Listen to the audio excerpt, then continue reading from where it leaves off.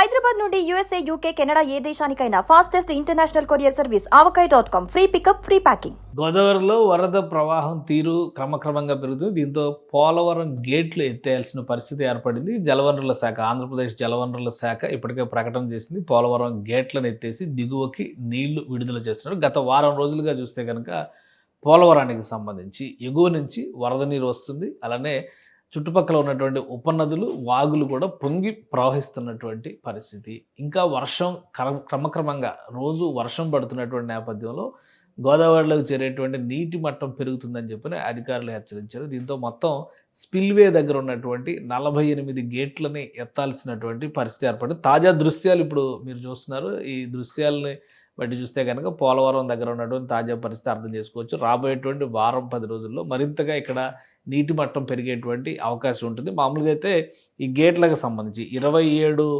మీటర్ల వరకు స్పిల్వే ఎగువన 27 మీటర్ల వరకు ఉన్నటువంటి వాటర్ని రిలీజ్ చేస్తున్నారు. 1,33,000 క్యూసిక్లకి ఇప్పటికే వరద నీరు చేరినట్టుగా జలవనరుల శాఖ అంచనా వేసింది. సో దీంతో ఆంధ్రప్రదేశ్ ఇరిగేషన్ డిపార్ట్మెంట్ కొన్ని ప్రత్యేకమైనటువంటి చర్యలు తీసుకుంది. ఆల్రెడీ అక్కడ జరుగుతున్నటువంటి నిర్మాణ పనులన్నీ కూడా నిలుపుదల చేశారు.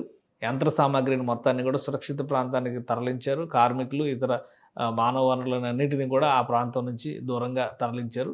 రాబోయేటువంటి వారం 10 రోజుల్లో వర్షపు తీరు, అలానే ఎగువ నుంచి వచ్చేటువంటి ప్రవాహం, వీటి రెండింటి ఆధారంగానే గోదావరి పోలవరం దగ్గర ఎంతవరకు ఉధృతమవుతుంది, గోదావరి తీరు ఎంతవరకు పెరుగుతుంది అనేటువంటి అంచనాలు వేస్తున్నారు. సో ఈ పరిస్థితులను పరిశీలించిన తర్వాత పనులు మళ్ళీ ప్రారంభించేటువంటి అవకాశం ఉంటుంది. ప్రస్తుతం అయితే ఉపనదులు ప్రవహిస్తున్నాయి, కొండవాగులు కూడా ప్రవహిస్తున్నాయి. వీటన్నిటి వలన గోదావరిలో నీటి మట్టం క్రమక్రమంగా పెరుగుతుంది. ఒక్క రోజులోనే 1,33,000 క్యూసిక్ల వరకు నీరు చేరుకుంది అనేటువంటి అంచనా వేశారు. ప్రాజెక్టులోకి అంత నీరు వచ్చిన తర్వాత దిగువకు వదిలి తీరాల్సిందే అని చెప్పని, అందుకనే ఆ ప్రక్రియలో భాగంగానే, ఎందుకంటే మళ్ళీ ప్రాజెక్టు మీద స్ట్రెస్ పెరిగితే కనుక, నీటి ఒత్తిడి ఎక్కువ అయితే కనుక ప్రాజెక్ట్ నిర్మాణ పనులు కూడా ఇబ్బందులు ఎదురయ్యేటువంటి అవకాశం ఉంటుంది. కాబట్టి ముందు జాగ్రత్తగా దిగువకి నీరు విడుదల చేసినట్టుగా ఆంధ్రప్రదేశ్ జలవనరుల శాఖ ప్రకటించింది.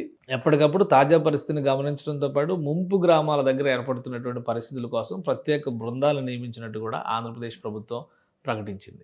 సుమన్ టీవీలో మీ పర్సనల్ అండ్ బిజినెస్ ప్రమోషన్స్ కోసం కింది నెంబర్కి కాంటాక్ట్ చేయండి.